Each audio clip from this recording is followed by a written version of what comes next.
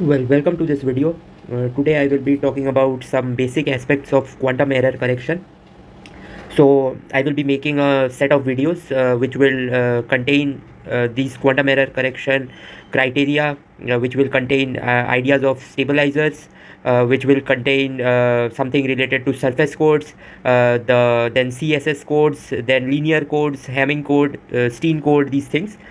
So there will be, I think, 4 to 5 videos. So let's start with the first video.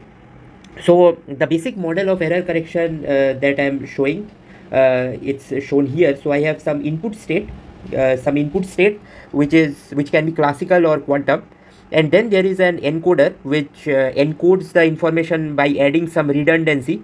So I add redundancy here, redundancy, and after the encoder I send my entire information through some channel which introduces some error, and then I have to detect the error by using some syndrome. It's called as syndrome.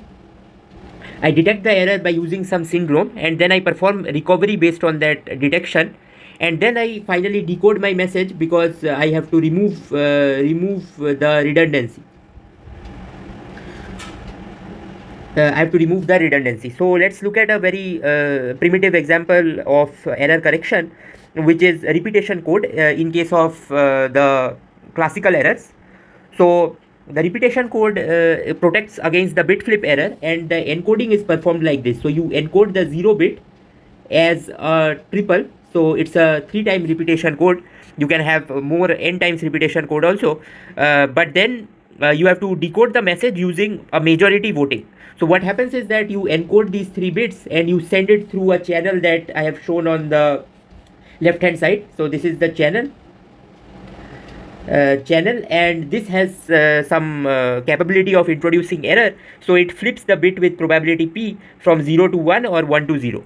So suppose I on the other end receive a bit that is of the form of 1, for 001, for example, or I receive a bit that is 110, then if the probability with which I am flipping the bit or the channel is flipping the bit, if it is very small, then I know that this must have been a 000 bit and this must have been a 111 bit. So this is the majority voting. So I vote, I take a majority of the bit as the final bit that I want. So this has some potential of giving us errors, because what happens is if I have 2 or more bit flip, then that will be wrongly detected. So if there would have been a 2-bit flip, then this would have actually been 111, but I will have detected it 000. So this gives us the error probability that I have shown here in this line, p underscript e. So it is out of 3 bits I choose 2 bits, and then these 2 are flipped. So this is probability of flipping, and 1 bit remains unflipped, plus I flip all the 3 bits. So this can be shown to be equal to 3p square minus 2p cube. And the main idea is that we say that the majority voting or the repetition code is useful if a probability that a single bit flip occurs. This is the initial error without any redundancy, and after redundancy the final error if it's less. So this is what we would like to achieve, and this can be written as a cubic equation that's here, and this has the following roots, and you can show that p must be between 0 and 1, 1 by 2, so it should be less than 0.5. So the smaller is p, the better I have the majority voting working properly. Now let's come to challenges in quantum error correction. So the main idea is that something like this majority voting, where I take 1 0 and then make 3 zeros, one can think that I can take a single quantum state and can make many copies of that state, but this is not allowed because of no cloning theorem, which says that we cannot. So the idea is there does not exist. So there does not exist a unitary that performs the cloning. So you cannot have a unitary. So cannot have such that psi tensor 0 is changed to psi tensor psi for any arbitrary psi. So I made a shorts video on talking about no cloning and no deleting theorem, which are kind of dual to one another, but this is the main idea, and in that video I proved the no cloning theorem also. So we have to find a different way of adding the redundancy in the encoding stage, And then the second problem is that there is a continuum of errors that we face in quantum mechanics.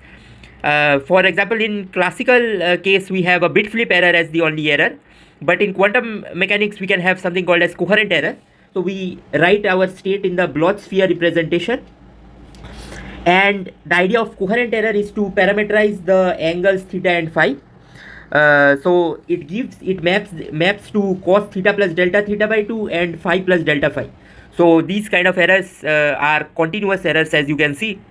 So this can be addressed by some idea of discretization and digitization of errors, where the basic principle is that my XYZ poly errors, which kind of forms a basis along with identity, these poly errors Y can be decomposed as X and Z. So phase flip errors and bit flip errors kind of in a hand wavy way matters the most. So this we will see throughout the course, throughout the lectures. But the main idea is that the apart from bit flip error, there is also phase flip error, which is not there in classical counterpart. So the third problem is measurement and collapse of the wave function. So by measuring the wave function, we erase the encoded information or we lose the information, and hence one needs to implement measurements carefully, and we will see how these measurements can be performed. So with this, I come to the one of the smallest kind of code that will detect some error, some bit flip error. So this is the code. I will discuss this. It is kind of 211, a very primitive code, but it serves to show us the purpose of stabilizers. So the idea is we have two qubits. So these are physical qubits, and we have one ancillary qubit. So this is with A, it is an ancillary qubit. And then the idea is I encode by this procedure. So up till this step 1, everything is the encoding circuit. And what this means is that if I put a 0, what I get is 0 0, and if I put a 1, what I get is 1 1 because of this controlled NOT gate.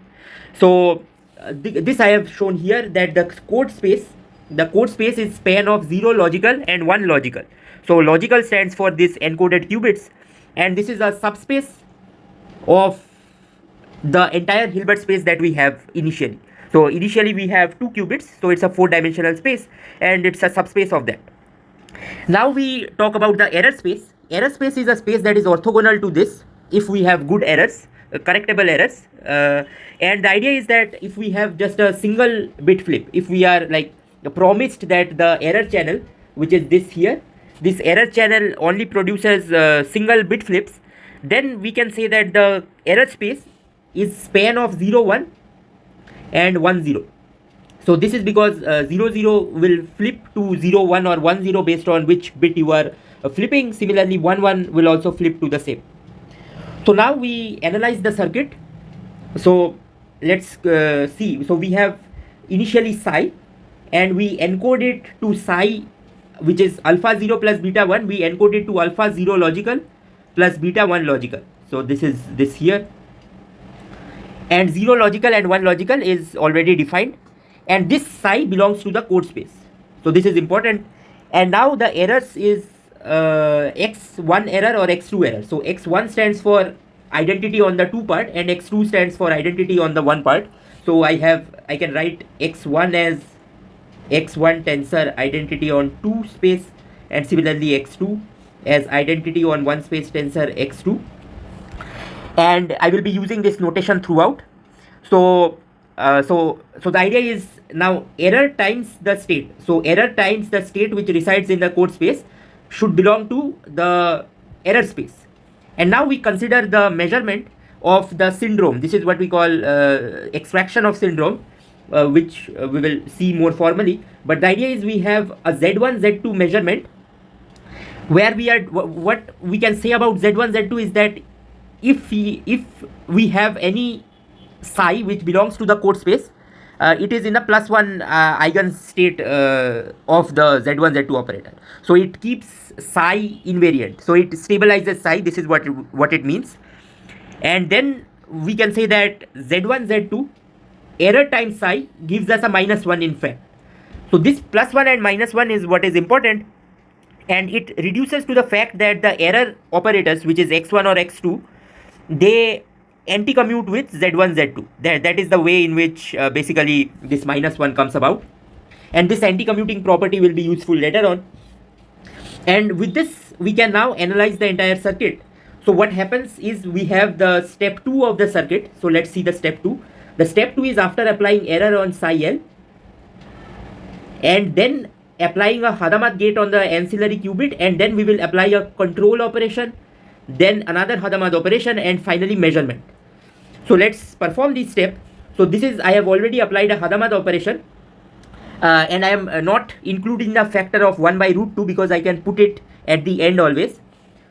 So if I do this, I get something like this state plus z1 z2 applied conditioned on 1 because I have something like this. If you remember in the circuit, you can just recap to the point where you can see the circuit. And then I have something like this second line, which is again applying Hadamard. So this is H, this is Z1, Z2, and from here I have what I am doing is I am just collecting the terms now. So this is doing nothing. I am just collecting the terms, and now you can see the outcome of ancilla, which is called a syndrome, and the outcome of ancilla is 0 whenever E is identity or x1 x2, because x1 x2 kind of sends 0 to 1, 0 logical, so this sends 0 logical to 1 logical and vice versa. So it keeps the code space invariant, so the syndrome does not detect it, and the syndrome is 0 for these states. So you can also see that x1 x2 it will commute with z1 z2. That is another way to see it. But if you have either x1 or x2, they will both anti-commute with z1 z2, and this will lead to a syndrome of 1. So that is this term here. So this 1 here, so this 1 is what clicks, like detects the x error. Now the idea is this particular code construction, it is a NKD type of like nomenclature, and where n stands for total number of physical qubits that goes into the encoder, k is number of logical qubits, and d is the minimum error size that goes undetected. So here in this case, why is this 1? Because simply this circuit will not detect z1 error, z2 error, these kind of errors, because you can check that they keep the code space invariant. So z1 z2 error will not be detected. So in the next video we will see the bit flip code in stabilizer formalism and the phase flip code in the stabilizer formalism, and we will also define more formally what are stabilizers and what is a stabilizer code. So thank you, and let's proceed to the next video.